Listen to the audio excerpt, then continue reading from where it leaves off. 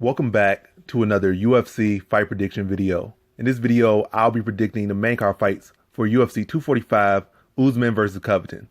But before I get into the main card fight predictions for this video, I'll be doing something special for this card.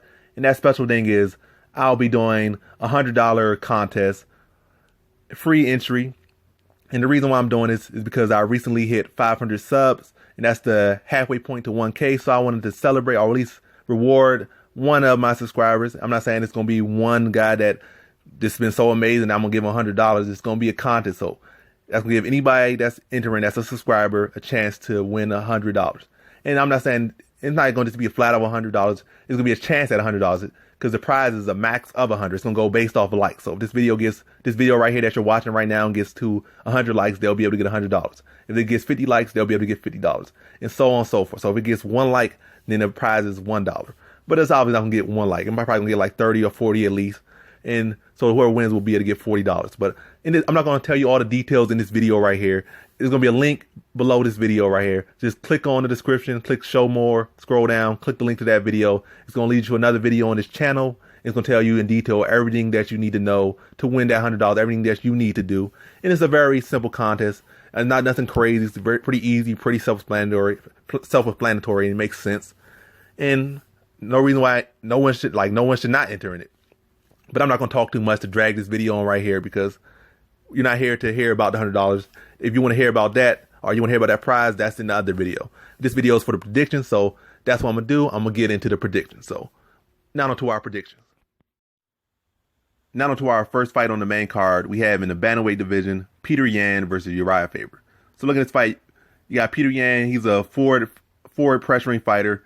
If he starts to get off, he's hard to beat, and he likes to go forward. And he's a very dangerous guy that goes for strong hips, heavy power, clean technique.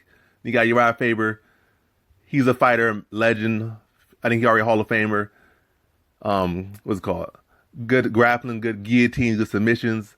But what I see in the styles right here is that to beat Yan, I see a guy has to put a lot of volume on Yan and had to put him on the back foot. And I don't feel like Uriah Faber is necessarily the guy that's going to put him on the back foot because most of Uriah Faber's striking revolves around him getting you to respect his wrestling. I feel like Yan's takedown offense is too solid. His hips are too strong.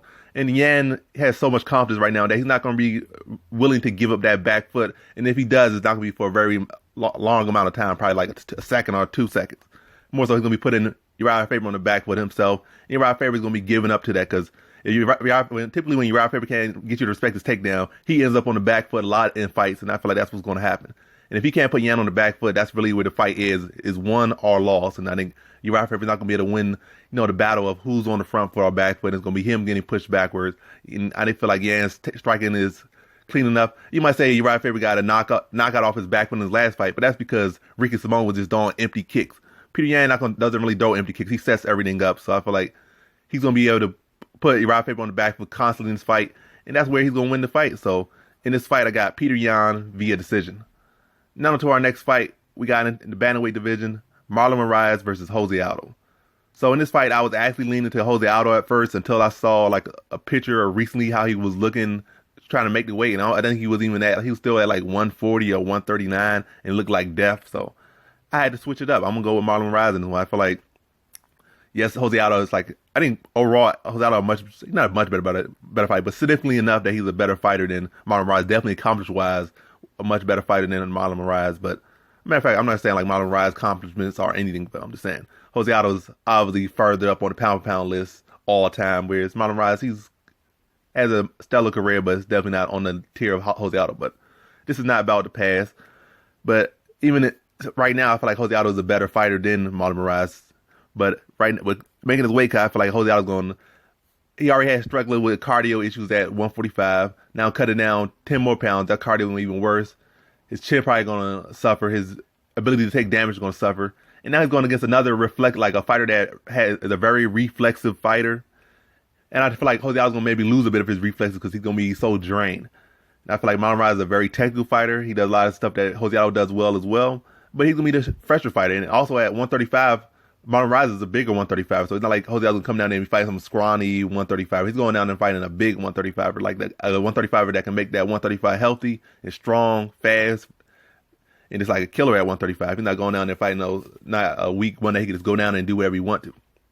I feel like Jose Aldo's not going to have the energy to go 3 rounds or really go 3 rounds strong. He might be okay for the first round, but I feel like over time, Moraes' speed, technique, and his freshness is going to be winning the fight for him. Like, first round might be a little bit okay, but then when Jose Aldo starts to slow down, start to take some damage, and it starts to wear him more than it usually does because he's so drained, I feel like that's when the fight's going to start to shift in the second and third round.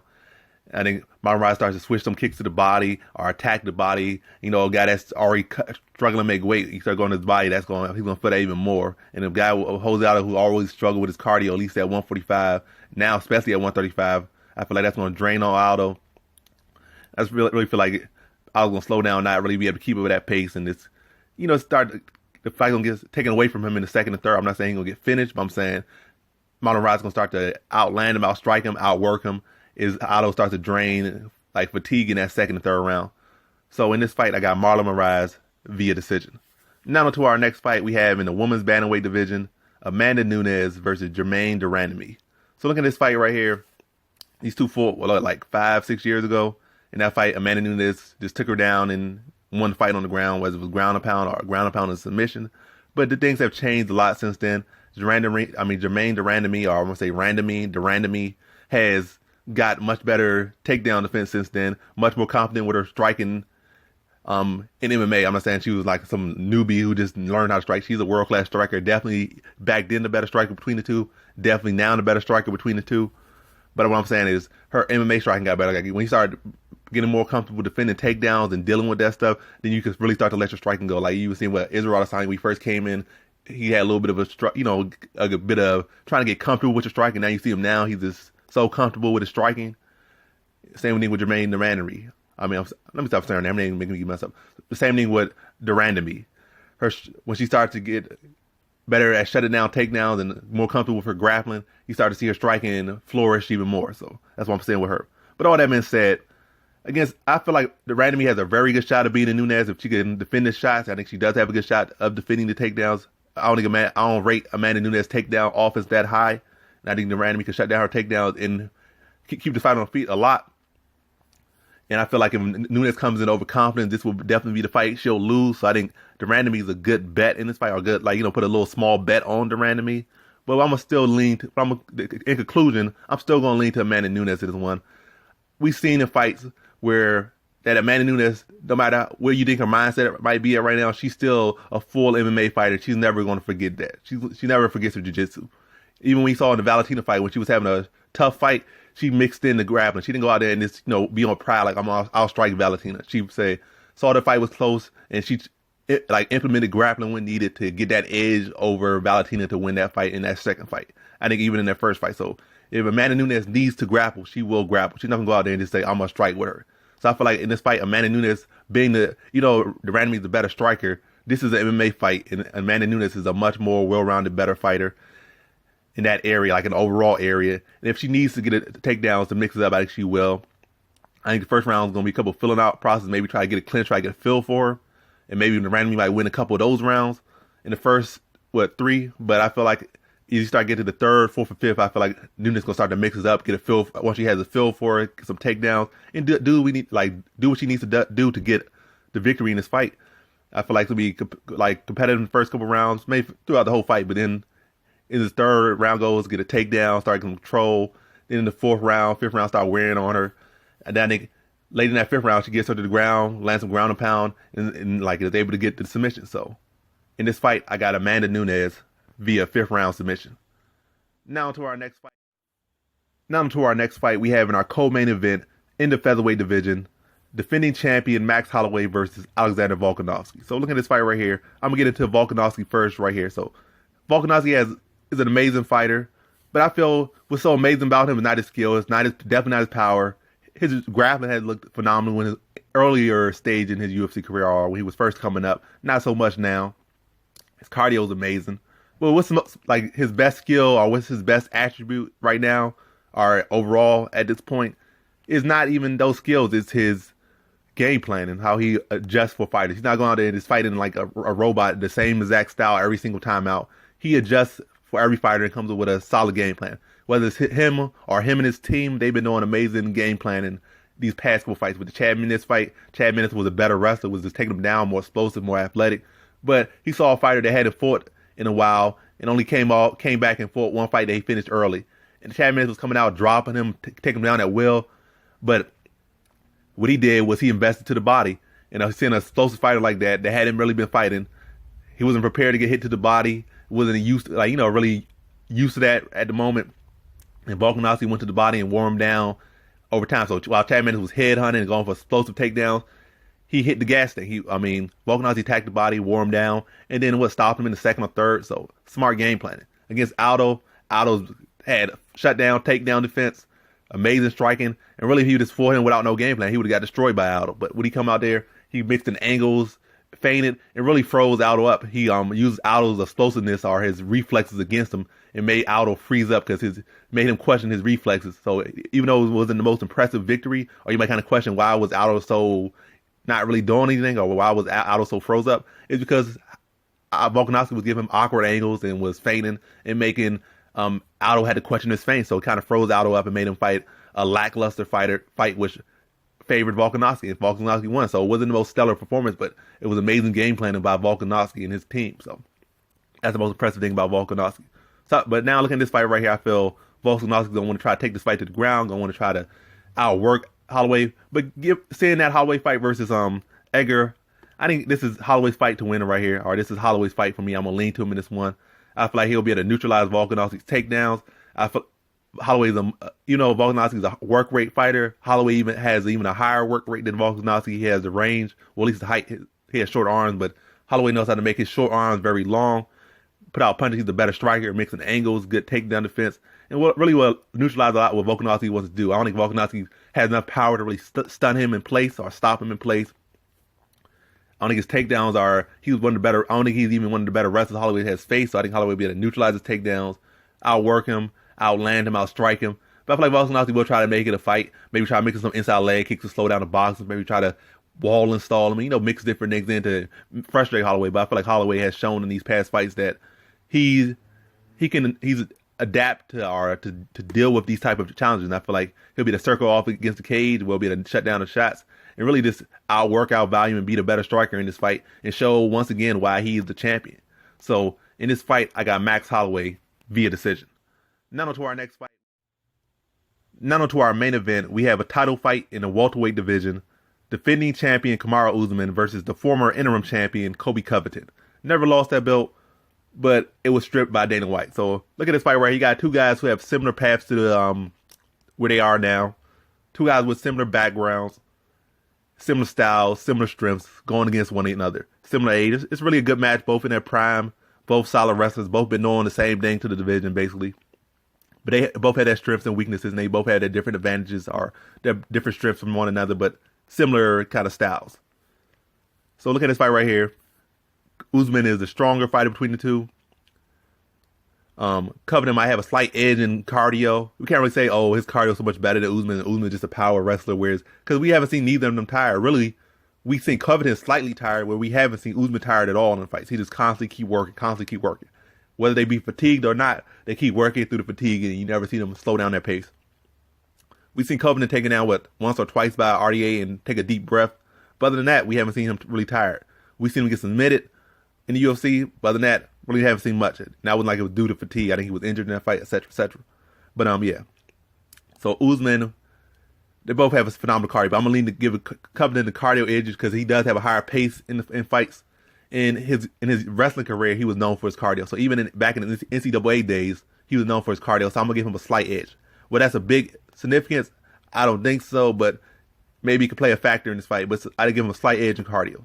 So strength, Usman, cardio, slight edge for Covington. Striking, I'll give it to Usman. I think Covington does mixing kicks better, but I think overall Usman's understanding of striking, his power, and his ability that he's been out there and struck with some real clean strikers throughout the whole fight and just dominated them. I give that to Usman. We really haven't seen a Covington go out there and dominate a striking match. More so, he just goes out there, does a lot of volume, a lot of flurries, changes levels, and get takedowns. He's not really going to go out there and necessarily strike with opponent from start to start. Start from the start to the finish. He can't. We haven't seen that ability from him yet. I think he did strike with Maya for a large portion of that fight, but that's Damian Maya. That was a grappler versus a grappler, so of course he could strike with Maya in a way. And I'm not saying my striking isn't good, but it's certainly not super highest caliber striking. So that was a different fight or a different stylistic matchup. But now how I see this fight right here, like they both have similar strengths, similar paths to victory here. I mean, Usman obviously has the better track record because he's the champion. That's not saying the Covington striking, track record isn't good either. Isn't as good or is not good because he fought pretty much the same people. Matter of fact, Covington fought a lot of the same people before Usman fought. So he had fought those guys first. Like he fought RDA first. He fought Damian Maia first. But Usman fought him second. But the thing is that Usman got to fight Tyron Woodley and he put on a dominant performance over the champion to become the champion. Whereas Covington put on a clean performance over RDA to become the interim champion. But Usman went out there and put a more dominant performance on RDA, but we're not going off track, we're going to go off style. So I feel like this fight will be won by who can be on the front foot. And I feel like Usman being the stronger fighter and the better striker, I feel like he'll be the one dictating who the front, like who's on the front foot and who's not. Yes, Covington could do a couple of flurries, but I think most of his opponents respected his flurry so much because they were so worried about his takedowns. I don't think Usman, being the wrestler that he is and how having 100% takedown defense and the confidence that he has, I don't think he's going to be worried about Covington's takedowns. I mean, he's going to respect him. He's not going to be all scared like these opponents are. When Covington just throws these like arm punches, he's not going to be backing up from these arm punches. He's going to be in Covington's face. He's going to be countering those arm punches. A lot of guys be so worried about Covington's takedowns that they freeze up, allow him to just do what he wants. With Usman's going to be able to feel like he's going to be able to neutralize the shots.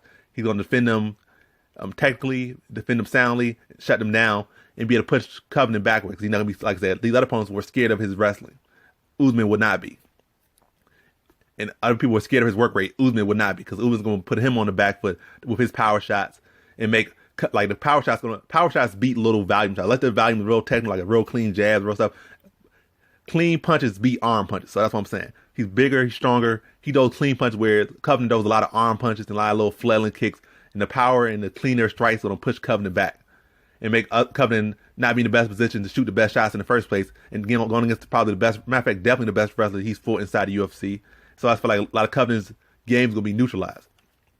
But where I feel that Covington has a chance is that he might be in Usman's head, and Usman comes in sloppy or trying to be trying to make something happen because he's angry.